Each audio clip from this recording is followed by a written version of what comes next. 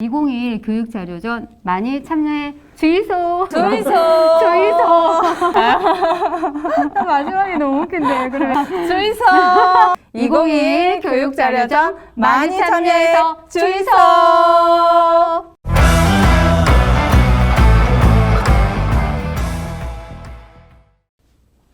안녕하십니까.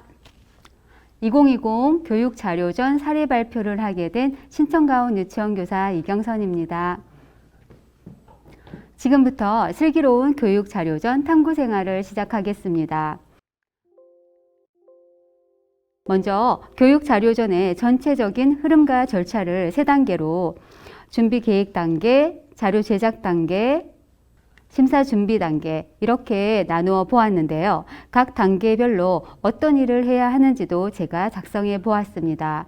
이 중에서 각 단계별로 가장 중요한 핵심 포인트만 골라 밀도 있게 탐구를 해보겠습니다. 그래서 오늘 발표의 순서는 첫 번째 슬기로운 자료 준비 계획, 두 번째 소소하지만 확실한 자료 제작, 세 번째 심사 준비를 위한 깨알 팁, 이 순서로 진행하도록 하겠습니다. 먼저 준비 계획 단계인데요. 이 단계에서는 무엇을 해야 할까요? 제일 먼저 팀을 구성하고 대략적인 역할을 분담하고 출품 분야와 주제 선정을 하셔야 합니다. 그리고 주제가 선정되면 주제와 관련한 학문적 고찰, 이론 탐구, 실태 분석 등 기초 연구가 이루어져야 하고요. 이를 바탕으로 자료 개발 계획을 수립하셔야 합니다. 먼저 준비 계획 단계에서 가장 중요한 포인트는 바로 주제 선정인데요. 사실 주제를 선정할 때 많은 고민이 필요한 부분입니다. 가장 우선적으로 고려해야 할 부분은 바로 내 교실, 우리 반 아이들입니다. 현 시점에서 우리 아이들에게 가장 필요한 자료가 뭔지, 부족한 자료는 없는지, 아이들이 사용하고 있는 자료 중에 개선이나 보완이 필요한 자료는 없는지 가까운 곳부터 살펴보시면 좋을 것 같습니다. 그리고 두 번째, 현 시대의 사회적, 문화적, 교육적 트렌드, 그리고 이슈가 무엇인지 덧붙이자면 교육부에서 발표한 중점 시책이나 역점 추진 과제가 무엇인지도 고려해 보면 좋을 것 같습니다. 최근 쏟아지고 있는 자료들을 보면 AI, 인공지능, 증강현실, AR, VR, 코딩, 언플러그드, 온라인 콘텐츠, 감염병 이 모두가 교육의 최신 동향을 반영하고 있음을 알 수 있습니다. 그리고 작년에 저희 팀의 주제인데요. 감염병 아웃, 블렌디드 러닝에 기반한 OUT 3스텝 감염병 예방 통합 교육 자료입니다. 이 자료를 선정하게 된 배경에 대해 간단하게 말씀드리겠습니다. 사실 작년에는 누구나 알다시피 전 세계적인 이슈 코로나19로 감염병과의 전쟁을 치렀는데요. 그로 인해 무기한 개학 연기, 부재 등교, 원격 수업이라는 사상 초유의 교육적 상황까지 발생했습니다. 그리고 이때를 즈음해서 교육부에서 위드 코로나, 포스트 코로나 시대에 대비한 블렌디드 러닝이라는 새로운 교수학습 가이드라인을 제시하였습니다. 이에 저희 팀은 코로나19라는 세계적인 이슈와 감염병에 취약한 우리 아이들, 그리고 감염병 예방 교육 자료가 전혀 없는 교육의 현실, 그리고 블렌디드 러닝이라는 새로운 교육의 패러다임을 모두 담아 이 주제를 선정하게 되었습니다. 이렇게 주제를 선정하실 때는 사회적 변화 동향이나 그 이슈 등을 고려해 보시는 것도 좋을 것 같습니다. 그럼 다음으로 다시 주제를 선정할 때 또 꼭 필요한 부분이 있는데요. 바로 선행 연구 자료 분석입니다. 최근 2, 3년간 교육 자료 전에 어떤 자료들이 개발되었는지 개발된 자료들의 전체적인 흐름과 경향을 분석하는 것도 매우 중요한데요. 작년 대통령상과 국무총리상의 주제입니다. 뉴트로 리얼리티 인공지능 새싹 MC. 새싹 MC는 음악 창작 프로그램 애플리케이션이더라고요. 제가 좀 전에 말씀드린 것처럼 교육의 최신 동안과 뉴트로라는 문화의 트렌드가 담겨 있음을 알 수 있습니다. 그리고 또 한 가지를 말씀드리자면 전년도 전국 교육자료전 분야별 심사평을 보실 것을 추천드립니다. 작년에 제가 유아교육 통합 분야의 심사평을 찾아봤는데요. 그 중에서 전년도와 좀 확연하게 달라진 심사평이 있었는데요. 한번 보실까요? 대면, 비대면 수업을 병행한 원격 수업으로의 활용이 가능한가? 가정과 연계에 있어서 현실성, 소통성이 발휘되고 있는가? 사실 이 심사평에도 코로나19라는 그런 사회적 이슈가 반영되고 있음을 알 수 있습니다. 이러한 심사평도 자료 개발의 방향성을 잡는데 많은 도움이 되리라고 생각합니다. 이 심사평가집은 교총 홈페이지 공개 자료실에 탑재되어 있습니다. 그리고 마지막으로 준비 단계에서 또 중요한 많이 집중해야 되는 부분이 있는데요. 바로 주제와 관련된 학술적 탐구, 이론적 탐구가 많이 이루어져야 하는데요.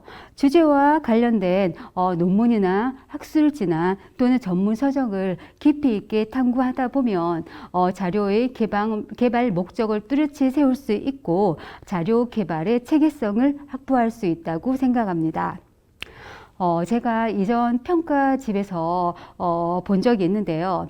아무리 잘 만들어진 자료도 그 자료와 관련된 학문적 근거, 이론적 근거가 없이 만들어졌다면 그 자료의 교육적 의의를 말할 수 없다라는 심사평을 본 적이 있습니다. 다음은 두 번째 단계인데요. 자료 제작 단계입니다. 이 단계에서는 무엇을 해야 할까요? 먼저 이제 본격적으로 자료를 개발하고 제작하면서 그리고 교육 자료 설명서를 동시에 작성하셔야 합니다. 그리고 자료가 개발되면 자료를 실제 수업에 적용을 해보고 그 미비점을 계속적으로 수정, 보완해 나가시는 작업들이 필요합니다. 그리고 그 만들어진 자료가 얼마나 그 교육에 효과를 가지는지 효과 검증의 작업이 필요합니다. 여기서는 먼저 교육 자료 설명서에 대해서 말씀드리고 싶은데요. 설명서의 체제는 대체로 이런 순서대로 구성되어 있는데요. 이는 저희 팀의 사례에 불과하고 여러분들은 각자 주제에 맞는 체제를 구성하시면 되겠습니다. 제가 지도를 받을 때 들은 이야기인데요. 사실 설명서에서 이미 결정이 난다. 큰 이변이 없는 한 실물 심사는 단지 그 설명서대로 자료가 제작되었는지 확인하는 과정이라는 말씀을 하시더라고요. 그만큼 설명서의 비중이 크다는 점을 명시하시고 설명서를 작성하실 때는 학술적, 객관적 근거에 따라 체계적으로 작성하시면 좋겠습니다. 다음은 설명서의 분량인데요. 원래 30쪽 내외라고 되어 있어서 사실 저는 38쪽 겨우 마쳤는데 나중에 조언을 해주는 선생님께서 괜찮다, 100장이 넘어도 괜찮다 하셔가지고 설명서 뒤쪽에다가 부록을 넣어서 저희들이 개발한 모든 자료들을 영상 자료 같은 경우에는 중요한 부분만 캡처를 떠서 다 올렸고요. 그리고 가정 연계 활동지나 그 다음에 실물 제작에 필요한 실물 이미지 같은 모든 자료들을 부록에 실었습니다. 여러분들도 참고해 주시면 좋을 것 같습니다. 그 다음에 설명서의 체제 중에서 필요성 부분을 말씀드리고 싶은데요. 자료 제작의 필요성을 작성하실 때는 왜 이 자료를 개발하고자 하는지 그 직접적이고 구체적인 동기나 이유를 제시하셔야 합니다. 이때는 자신만의 논리, 아이디어가 아닌 주제와 관련된 학술적, 이론적 근거를 제시하시는 게 좋을 것 같습니다. 아니라면 자신의 주제와 관련된 사회적 상황에 담긴 뉴스나 신문 기사 등의 객관적인 자료를 제시하셔서 왜 이 자료를 개발해야만 하는지 그 필요성과 당위성을 입증하시면 좋을 것 같습니다. 다음은 자료 제작 시 유의사항을 정리해 보았는데요. 자료 제작에 있어 가장 우선적으로 고려해야 될 상황은 바로 자료 제작의 목적입니다. 목적에 부합하게 자료를 제작하셔야 하고요. 그리고 또 가장 중요한 게 한 가지가 실제 수업 적용도입니다. 현장 적용도가 높은 방향으로, 그리고 자료의 활용과 공유가 용이해서 일반화를 높일 수 있는 방향으로 제작을 하셔야 할 것 같습니다. 그리고 이미 시중에 개발된 자료인지, 만약에 그렇다면 기존 자료와는 어떤 차별성을 둘 것인지도 고려를 해야 해서 제작을 하셔야 될 것 같습니다. 그리고 이건 당연하게 수업 자료로서 유효한지 그 안전성과 적합성을 고려하셔서 제작하셔야겠고요. 그리고 이 모든 제작 과정과 수업 적용 과정을 모두 사진으로 남겨서 설명서에 담으시면 좋겠습니다. 다음은 자료의 적용 및 보완에 대해 말씀드리겠습니다. 자료가 만들어지면 이거를 실제 수업에 여러 차례 투입을 해서 적용을 해야 하는데요. 그 과정에서 정말 저희들이 발견하지 못하는 많은 문제점과 개선점을 찾을 수 있습니다. 그 문제점을 따라서 자료를 지속적으로 수정, 보완해 나가시면 되겠고요.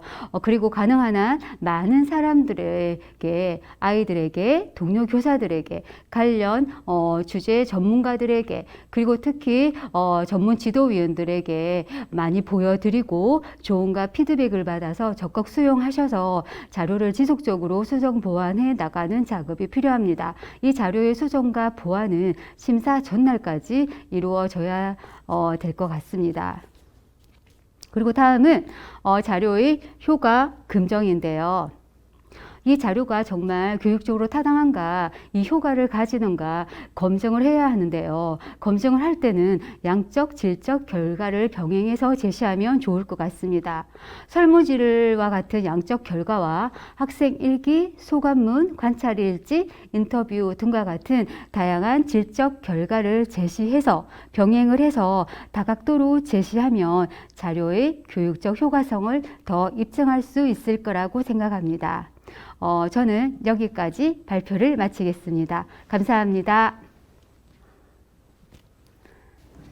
안녕하십니까. 2021 교육자료전 사례 발표를 맡은 대구 복명초등학교 병설유치원 교사 배영은이라고 합니다.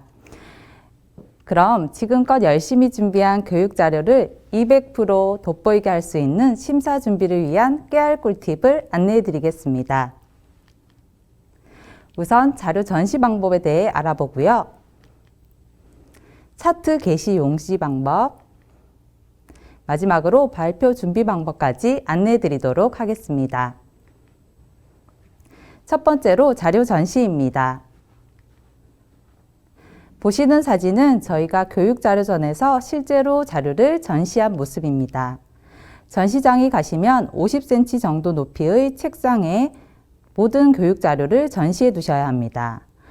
이 테이블은 유아용 책상 4개 정도를 붙여 놓은 크기이기 때문에 만약 교육자료가 방대하여 추가적인 공간이 필요하시다면 꼭 사전에 규격 외에 작품 장소를 신청하셔야 합니다.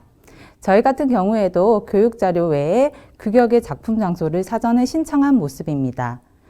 신청한 장소에 추가적으로 테이블을 더 설치하였고 보조 책상을 추가하여 3단으로 계단 형식의 테이블을 만들었습니다.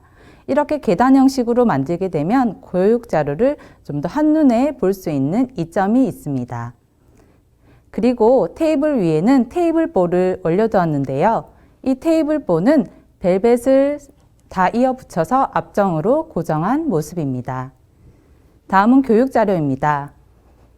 교육자료 같은 경우에는 하나하나 네임택을 붙여서 이해를 높였고 교육자료는 특히 발표자의 동선을 고려하여 배치하는 것이 필요합니다. 마지막으로 온라인 콘텐츠 같은 경우에는 자료를 게시하는 것이 부족하기 때문에 저 뒤에 보이시는 X배너를 활용하여 온라인 콘텐츠의 모든 썸네일을 제공하였습니다. 더불어 온라인 콘텐츠 같은 경우에 조회수도 다 기록하게 되었고요. 그 외에 모니터와 태블릿 PC를 활용하실 수 있습니다.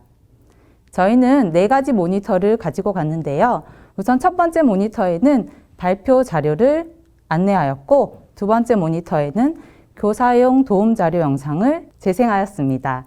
세 번째 모니터에는 유아용 교육 자료를 재생하였고, 마지막 모니터에는 유아들이 실제로 교육 자료를 활용하는 동영상을 끊김없이 연속 재생하도록 하였습니다.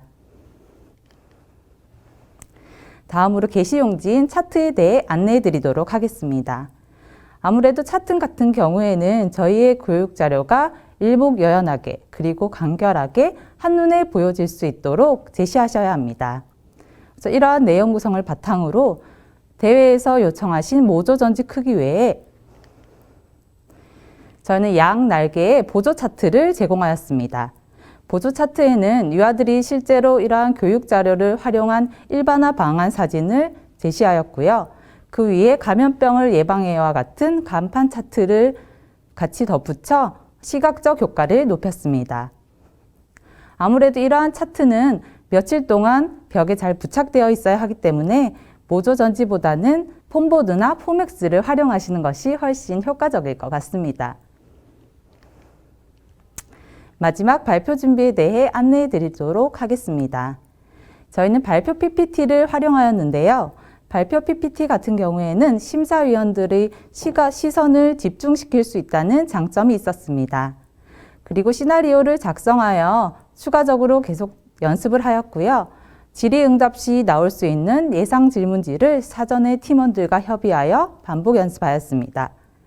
그리고 발표 후에 이러한 자료를 실제로 활용하는 방법이라던가 작동 방법을 여쭤보시는 분들이 계시기 때문에 꼭 발표자는 모든 교육 자료의 활용 방법을 숙지하셔야 하고 작동 여부를 확인하셔야 합니다. 그리고 다소 떨리더라도 그 당일에는 심사위원들과의 눈빛 교환을 꼭 하시기 바라고요. 저희 같은 지방 참가자들 경우 억양에 주의하셔야 합니다. 그리고 목소리 톤도 주변 다른 팀들이 모두 발표를 하고 있기 때문에 좀 더 크고 또렷하게 하시는 것이 필요합니다. 마지막으로 홍보 소품을 활용하는 것도 좋은 팁이 될 것 같습니다. 저희 같은 경우에는 코로나19로 인해 마스크를 쓰고 발표를 하였는데요. 마스크 앞표면에 저희의 팀명과 팀 주제를 프린트하여 제작하였습니다. 그리고 배지를 달아 대표되는 이미지를 달아두었고 그것을 교육 자료를 전시할 때부터 모든 팀원들이 하고 다녔습니다. 이상으로 교육 자료 발표 사례 발표를 마치겠습니다. 2021의 주인공은 바로 여러분입니다. 감사합니다.